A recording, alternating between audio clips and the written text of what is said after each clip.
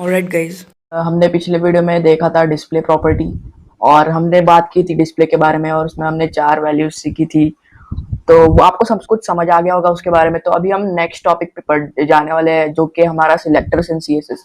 तो इसमें मैं अभी आपको 4 ही सिखाने वाला हूँ और वो आपको पता होनी चाहिए। ये सिलेक्टर्स बहुत ही इंपॉर्टेंट है और ये थोड़े आपको मदद करेंगे बहुत सारी वेबसाइट बनाने के लिए। तो यहाँ पे मैं अभी आ जाता हूँ अपने विजुअल स्टूडियो कोड में। मैं ओपन करना भूल गया, मैं जल्दी से अभी आ जाता हूँ अपने फाइल्स में। ऑलराइट गाइस, मैं अपने विजुअल स्टूडियो कोड में आ चुका हूँ। तो यहाँ पे अभी मैं फाइल्स मैनेजर में जाऊंगा और नई फाइल बना लूंगा। लिख लूंगा tut20.html, एंटर मारूंगा। अगर आपने इससे पहले वाले वीडियोस नहीं देखे तो देख लेना, क्योंकि मैं अभी पूरा वेब डेवलपमेंट सिखाने वाला हूँ। स्टार्टिंग से लेकर एंड तक बताऊंगा आपको, मैं सब कुछ अच्छे से बताऊंगा। तो ये कोर्स जरूर फॉलो करना गाइस, मैंने डिस्क्रिप्शन में इसकी लिंक भी दे दी है। और तो गाइस ये देखिए, मेरा जो tut20.html है वो आ चुका है। तो यहाँ पे सिंपली मैं एक बॉयलरप्लेट लगा दूंगा, मतलब एक एम्बेड लगा लूंगा और यहाँ पे एंटर मारता हूँ और ऑल्ट जेड करता हूँ। और उसके बाद बॉडी में लिखता हूँ एक H1 लगाता हूँ, दिस 20, कंट्रोल एस। टाइटल में लिखता हूँ फ्लोट, फ्लोट बोल रहा हूँ मैं, सिलेक्टर ESS, कंट्रोल एस। और यहाँ पे अपना जो लाइव सर्वर वो ऑन कर दूंगा। यहाँ पे सबसे पहले एक डिव बना लेता हूँ, इसके अंदर लिखता हूँ पी टैग और यहाँ पे लिखता हूँ lorem 23, एंटर मारता हूँ। यहाँ पे गो लाइव पे दबा देता हूँ और अपना जो लाइव सर्वर है वो ऑन कर देता हूँ। तो देखो नो सरप्राइजेस यहाँ पे आ गया है, सिंपली जो हमने लिखा था। और यहाँ पे जो CSS रिसेट लग चुकी है, जो कि हमारे क्रोम ब्राउजर ने दी है। तो यहाँ पे अभी मैं आपको बताऊंगा कि सिलेक्टर्स इन CSS के बारे में। तो देखो यहाँ पे जल्दी से मैं अपनी एक स्टाइल टैग लगा लेता हूँ, स्टाइल, एंटर मारता हूँ। इसके अंदर लिखता हूँ पी। ये तो आपको सिंपली ये पता होगा, जो कि मैंने इंट्रोडक्शन वाले पार्ट में बताया था, मतलब जो हमारा CSS का इंट्रोडक्टरी पार्ट था उसमें मैंने आपको सिंपल से जो सिलेक्टर थे उसके बारे में बताया था। पर अभी हम उसकी जगह एडवांस वाले भी देखने वाले। तो ये तो आपको पता होगा, पी लिखने के बाद एंटर मारेंगे, कलर लिखेंगे और यहाँ पे लिखेंगे रेड, कंट्रोल एस। तो देखते क्या होगा यहाँ पे। ये देखिए, ये सिंपली रेड आ चुका है। तो अगर मैं यहाँ पे अभी जाऊँ वीडियो शूट करना और यहाँ पे अगर लिखूँ पी कॉमा और एक काम करता हूँ मैं, पहले स्पैन लिख देता हूँ और इसको क्या करता हूँ स्पैन, और यहाँ पे लिखता हूँ फॉन्ट फैमिली देता हूँ, इसे फॉन्ट फैमिली और लिख देता हूँ कर्सिव। और इसके बाद लिखता हूँ कलर वाइट और बैकग्राउंड ब्लैक दे दूंगा। बैकग्राउंड कलर दे देता हूँ वाइट और कंट्रोल एस करता हूँ, ब्लैक देना था मुझे, सॉरी, ब्लैक, कंट्रोल एस। और अभी मैं आपको वो दिखाऊंगा, यहाँ पे एक स्पैन बना देता हूँ, कंट्रोल एस। और तो अभी आप गैस कीजिए क्या होगा यहाँ पे। जैसे ही मैंने यहाँ पे कॉमा लगाया है, ये हमारा जो CSS वाला जो सिंटैक्स है वो CSS ब्राउजर समझ गया कि ये आदमी कह रहा है पैराग्राफ और स्पैन को क्या कर दो, इन दोनों को एक साथ फॉन्ट फैमिली कलर और ब्लैक, कलर और बैकग्राउंड कलर ब्लैक दे दो। तो देखो यहाँ पे क्या होगा, सिंपली ये जो हमारा पैराग्राफ है यहाँ से मैं जिसको हाईलाइट कर रहा हूँ उसको, और ये जो हमारा स्पैन एलिमेंट है उसको, दोनों को जो मैंने प्रॉपर्टीज दी थी, ये जो मैंने सिलेक्ट किया सिलेक्टर्स द्वारा, CSS के सिलेक्टर्स द्वारा जो मैंने प्रॉपर्टी दी वो दोनों को लागू होगी। क्यों? क्योंकि यहाँ पे हमने क्या लगाया, कॉमा लगाया। ये आपको नोट डाउन कर लो, या फिर अपना जो आपने जहाँ पे भी फोल्डर बनाया है वहाँ पे एंटर मारो। यहाँ पे स्टाइल टैग के अंदर यहाँ पे लिख दो this comma will be proper piece. तो गाइस यहाँ पे मैंने सिंपली जो लिख दिया है, जो मेरे को लिखना था, मैं एक काम करता हूँ इसे कमेंट कर लेता हूँ। मैंने जावास्क्रिप्ट वाला कमेंट कर दिया गलती से,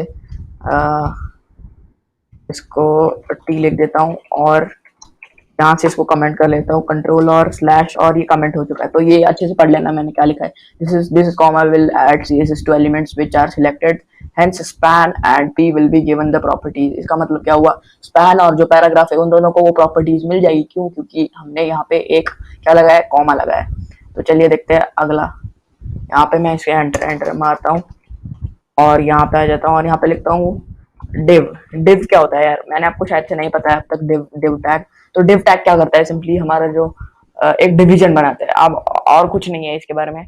बस एक डिवीजन बना देता है और कुछ नहीं करता है। और ये एक ब्लॉक लेवल एलिमेंट है। मैंने आपको पिछले वीडियो में बताया था कि डिस्प्ले क्या होता है। तो डिस्प्ले इसका ब्लॉक होता है। तो फिर ये एक सिंपली ब्लॉक एलिमेंट है और ये एक डिवीजन बना देता है। एंटर मारता हूँ डिव। अभी मैं लिखूंगा डिव के अंदर का जितने भी पैराग्राफ्स है उनका क्या कर दो, कलर येलो। अभी के लिए मैं इसके ऊपर वाले को कमेंट आउट कर देता हूँ, कंट्रोल और स्लैश, या फिर कंट्रोल अपर की और स्लैश भी कर सकते हो, कंट्रोल स्लैश, और यहाँ पे कंट्रोल एस करता हूँ। और देखो अभी मैंने क्या लिखा है, यहाँ पे मैंने सिंपली लिखा है डिव और पी। तो इसका मतलब क्या होगा, ये कह रहा है कि डिव के अंदर जितने भी पी होंगे, मतलब जितने भी पैराग्राफ्स होंगे, उन सबको क्या कर दो, कलर येलो कर दो। अगर मैं यहाँ पे एक और डिव बनाऊं और इसके अंदर लिखूं पैराग्राफ और इसके अंदर लिखूं लोरेम 12, एंटर मारूं, तो अभी मेरे को बताना क्या होगा इस। तो ये मैं अभी आपको दिखाता हूँ क्या होगा। तो देखो इसको भी येलो कलर आ गया और इसको भी येलो कलर आ गया। पर मैं एक काम करता हूँ, इसको जो कलर है ना वो दूसरा दे देता हूँ, ये अच्छे से दिख नहीं रहा है।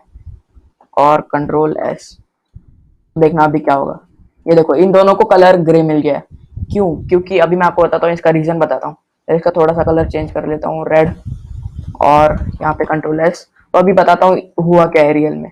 तो देखो ये जो हमने अभी लिखा ना यहाँ पे डिव और पी, उसके अंदर जो हमने कलर दे दिया, इसका मतलब क्या हुआ, ये डिफाइन करता है कि जितने भी डिव होंगे, क्या बोलता है ये, जितने भी डिव होंगे उसके अंदर जो भी पैराग्राफ होगा, यहाँ ये एक पैराग्राफ है और इसके बाद ये एक पैराग्राफ है। तो हमारा जो CSS सिलेक्टर क्या कहता है, जितने भी डिव होंगे उसके अंदर जो पैराग्राफ होगा उन सबको कलर RGB जो भी हमने दिया है, जो कि रेड है, एक टाइप का रेडिश कलर। तो देखो ये आपको समझ आ गया होगा। जितने भी पैराग्राफ्स है डिव के अंदर, हाँ डिव के अंदर, अगर मैं इसके बाहर बनाऊँ तो आपको आपको मुझे बताना पड़ेगा क्या होगा। अगर मैं इसके बाहर बनाऊँ, डिव के बाहर बनाऊँ, और यहाँ पे लिखूँ एक पैराग्राफ और एंटर मारूँ, यहाँ पे लिखता हूँ लॉरेन, यहाँ पे लिखता हूँ 8 और 8 वर्ड्स आ जाएंगे, कंट्रोल एस। अभी मेरे को बताना क्या होगा भाई। कंट्रोल एस किया मैंने, ऑल टैब से स्विच करता हूँ टैब, और देखो तो इसको कलर जो है वो नहीं आया। क्यों? क्योंकि ये एक डिव टैग के अंदर का पी नहीं है, ये एक बाहर से, मतलब डिव टैग के बाहर है, तो इसको ये प्रॉपर्टी नहीं मिली। और ये सिंपली जो प्रॉपर्टी नहीं मिल पाई इसे, पर जो हमारे डिव टैग्स है, डिव टैग्स के अंदर जितने भी पी टैग्स है उन सबको मिल चुकी है ये प्रॉपर्टी। तो ये आपको समझ आ गया होगा, ये भी सिंपल था। तो अभी चलते हैं नेक्स्ट चीज पे। तो ये देखो मैं यहाँ पे क्या करता हूँ, यहाँ पे लिखता हूँ div, और इसके बाद यहाँ पे लिखता हूँ p। पहले इस वाले को एक कमेंट लिख देता हूँ मैं, एलिमेंट इज div। तो यहाँ पे मैं सिंपली इसे कमेंट आउट कर देता हूँ, कंट्रोल और स्लैश, और कंट्रोल अपर की स्लैश भी कर सकते हो। तो अभी बात करते हैं ये जो मैंने अभी लिखा है यहाँ पे, इसका मतलब क्या होता है। तो देखो जैसे ही मैंने ऐसा लिख दिया डिव और उसके बाद पी, तो इसका मतलब क्या हुआ, मैं काम करता हूँ ऐसे कर देता हूँ, कंट्रोल एस। तो देखना अभी क्या होगा, इससे इससे क्या हुआ गाइस, इससे ये हुआ। अगर मैं इसमें पहले एक प्रॉपर्टी दे देता हूँ, जल्दी से फॉन्ट लिख देता हूँ, फॉन्ट साइज यहाँ पे लिखता हूँ 100 पिक्सल, कंट्रोल एस, कलर दे देता हूँ इसे ब्लू, कलर दे देता हूँ इसे ब्लू, और यहाँ पे लिखता हूँ कंट्रोल एस। और देखना अभी क्या होगा। तो अगर मैं अभी जाऊँ और यहाँ पे देखूँ, तो देखो बस इस वाले मैं काम करता हूँ, इसकी फॉन्ट हटा देता हूँ, आपको थोड़ा सा अजीब लगेगा ये अंडरस्टैंडिंग के लिए, कंट्रोल एस। तो अभी आपको दिखाता हूँ यहाँ पे क्या हुआ। तो देखो इन दोनों को मिल गया है जो मेरा, एक काम करता हूँ, इसको डिव से हटा देता हूँ, ये डिव से हटा देता हूँ, और इसे भी डिव से हटा देता हूँ। इनफैक्ट मैं काम करता हूँ इसे ही पूरा ही इसे डिलीट कर देता हूँ, कंट्रोल एस। तो अभी मैं आपको बताता हूँ इससे क्या हुआ। इससे ये हुआ कि ये कह रहा है जितने भी डिव के अंदर पैराग्राफ्स होंगे, ये कह रहा है जितने भी डिव्स यानी हमारा यहाँ पे अभी के लिए बस एक ही डिव है, और यहाँ पे डिव के अंदर एक पैराग्राफ है। तो ये कह रहा है डायरेक्ट जो यहाँ पे पाए जाएंगे, मैं काम करता हूँ आपको अच्छे से समझाता हूँ। यहाँ पे जल्दी से एक यूएल लगा देता हूँ, ULLI, यहाँ पे P लॉरेम 12, कंट्रोल एस। तो अभी आप गैस करना क्या होगा। तो अगर मैं यहाँ पे आपको दिखाऊं, यहाँ पे लिखा है डिव और ग्रेटर देन साइन उसके बाद पी।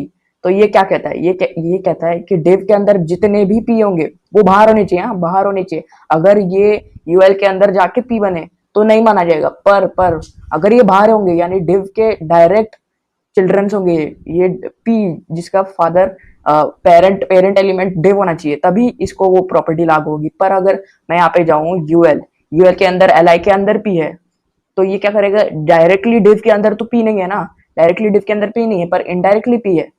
इसका मतलब क्या हुआ, div के अंदर जो डायरेक्टली p एलिमेंट्स होंगे, जितने भी पैराग्राफ्स होंगे डायरेक्टली, उन सबको ये प्रॉपर्टीज दे दी जाएगी। अगर मैं आपको दिखाऊं तो देखो, इसको नहीं मिली वो प्रॉपर्टी जो हमने दी थी, इसको रेड वाली मिल गई जो कि ऊपर दी थी हमने। मैं एक काम करता हूँ, इसको कमेंट आउट कर देता हूँ, आपको अच्छे से समझ आएगा सब कुछ।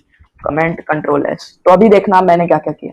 तो यहाँ पे आप देख सकते हैं ब्लॉरम सम डॉलर, उसको जो है ब्लू मिल गया। क्यों? क्योंकि ऐसा हुआ कि div के अंदर जितने भी p होंगे डायरेक्ट p होंगे, मतलब डायरेक्ट एलिमेंट होंगे। ऐसा नहीं चाहता कि मैं यूएल के अंदर li के अंदर p होंगे, तो वैसा नहीं है। ये डायरेक्ट p के अंदर होंगे तो ही ये मानेगा और इसको इसको जो है प्रॉपर्टीज फॉलोइंग दे देगा। तो यहाँ पे मैं जल्दी से एक लिख देता हूँ, दिस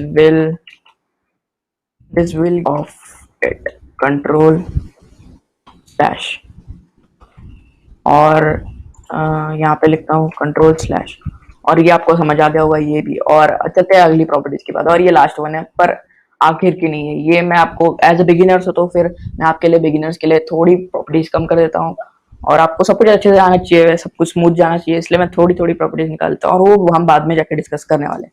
यहाँ पे लिखता हूँ मैं div और प्लस साइन, मैं क्या करता हूँ प्लस साइन लिखता हूँ और p लिख देता हूँ। इसका मतलब क्या होगा गाइज, यहाँ पे लिख देता हूँ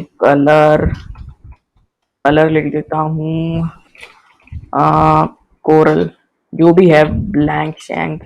एक काम करता हूँ, इसे थोड़ा सा अलग कलर दे देता हूँ, थोड़ा सा ऑरेंज सा कलर दे देता हूँ, कंट्रोल एस। और यहाँ पे जाके देखता हूँ, अभी देखते हैं इसका मतलब क्या हुआ गाइस। इसका मतलब ये हुआ कि div के जो सिबलिंग्स है, मतलब पैराग्राफ के जो भी सिबलिंग्स है, पैराग्राफ के अभी सिबलिंग्स कौन है, ये जो हमारा div है, ये पूरा div। अगर मैं एक काम करता हूँ, इसको ना फॉर्मेट डॉक्यूमेंट कर लेता हूँ सबसे पहले, और देखो इसको अगर मैं ऊपर खींच लूँ तो अभी देखना इसका सिबलिंग कौन है, पैराग्राफ का सिबलिंग कौन है। ये तीनों सिबलिंग है, h1 सिबलिंग है, ये div सिबलिंग है, और पैराग्राफ, ये तीनों एक बॉडी के चिल्ड्रंस है।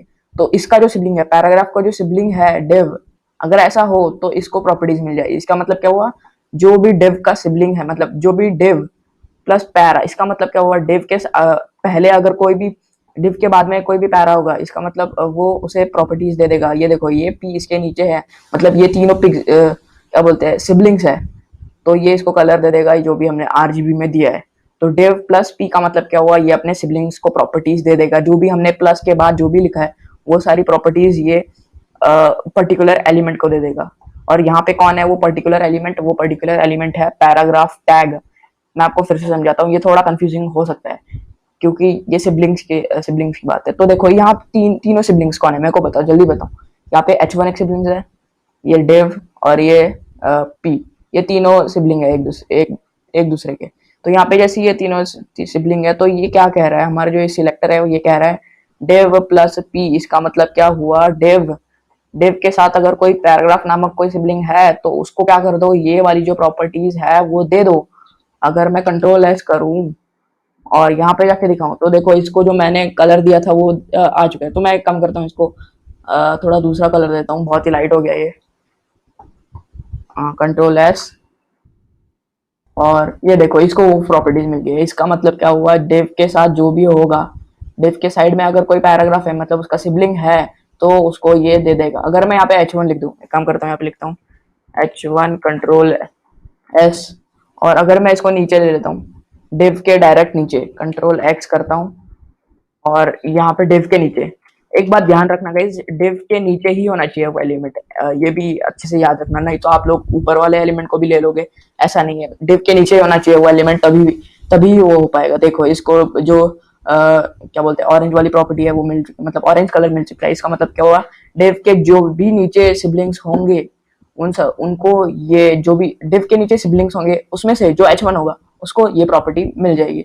तो ये भी एक अच्छा सिलेक्टर्स था। तो ये थोड़े सिलेक्टर्स आपको थोड़े कंफ्यूजिंग लगेंगे, जैसे जैसे आप प्रैक्टिस करोगे आपको आ जाएगा। तो यहाँ पे जल्दी से मैं कमेंट लिख देता हूँ, और यहाँ पे लिखता हूँ this will give CSS to its तो देखो अभी आपको तीनों सारे प्रॉपर्टीज अच्छे से समझ आ गए होंगे। मैंने अच्छे से समझाने का तो प्रयत्न किया है, तो आपको समझ आ गया होगा। इन सबको मैं कमेंट आउट कर देता हूँ, कमेंट कंट्रोल एस। तो स्टार्टिंग से एक बार आपके लिए रिकैप ले लेता हूँ। यहाँ पे हाँ ये रहा। तो देखो सबसे पहले हमने देखा पी, ये आपको सबसे पहले पता ही था, ये सिंपल सा जो लेटर था वो था। और उसके बाद हमने देखा पी कॉमा वाला, कॉमा क्या कर देता है, जो भी एलिमेंट्स आपने लिखे होंगे कॉमा में उन सबको जो पर्टिकुलर प्रॉपर्टी आपने दी है नीचे वो सारी आ जाती है। उसके बाद हमारा है डेव पी, ये क्या करता है, डेव के अंदर जितने भी पी होंगे चाहे वो डायरेक्ट चिल्ड्रंस ना हो तभी भी सबको वो कलर दे देगा, जो भी है, मतलब जो भी आपने सी एस एस प्रॉपर्टी दी है। तो इसके बाद हमने देखा एक ये ग्रेटर देन वाला साइन, तो ये क्या करेगा, जिसके जो डायरेक्ट चिल्ड्रंस होंगे, डायरेक्ट यानी जो डायरेक्टली आएंगे उन सबको ये दे देगा। हमारे यहाँ पे इस केस में पी था तो फिर इसने कलर ब्लू कर दिया उनका, और ये मैं गलती से नीचे आ गया।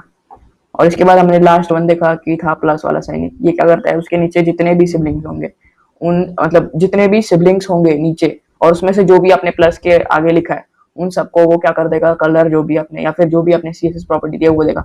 यहाँ पे हमारा H1 पकड़ा जाएगा और इसको जो है कलर दे देंगे हम लोग। तो आपको ये समझ आ गया होगा, और मैंने यहाँ पे सब कुछ लिख दिया है, मतलब यहाँ पे आपके लिए यहाँ पे कमेंट्स कर दिए, और यहाँ पे आप धीरे धीरे पढ़ लेना सब कुछ। मैं एक बार स्टार्टिंग से दिखाता हूँ आपको। यहाँ पे पॉज कर लेना एक बार वीडियो, फिर यहाँ पे एक बार पॉज करना, और यहाँ पे हो गया। आप ये अच्छे से एक बार देख लेना, मैं आपको यहाँ पे फिर से दिखाता हूँ। यहाँ पे देख लेना, एक बार पॉज कर लेना अभी, और यहाँ पे एक बार पॉज कर लेना। तो आपको ये सब कुछ समझ आ गया होगा अच्छे से। मैंने पूरा ट्राई किया आपको सब समझाने के लिए। सो गाइज आज के इस वीडियो में बस इतना ही। Thank you so much for watching this video.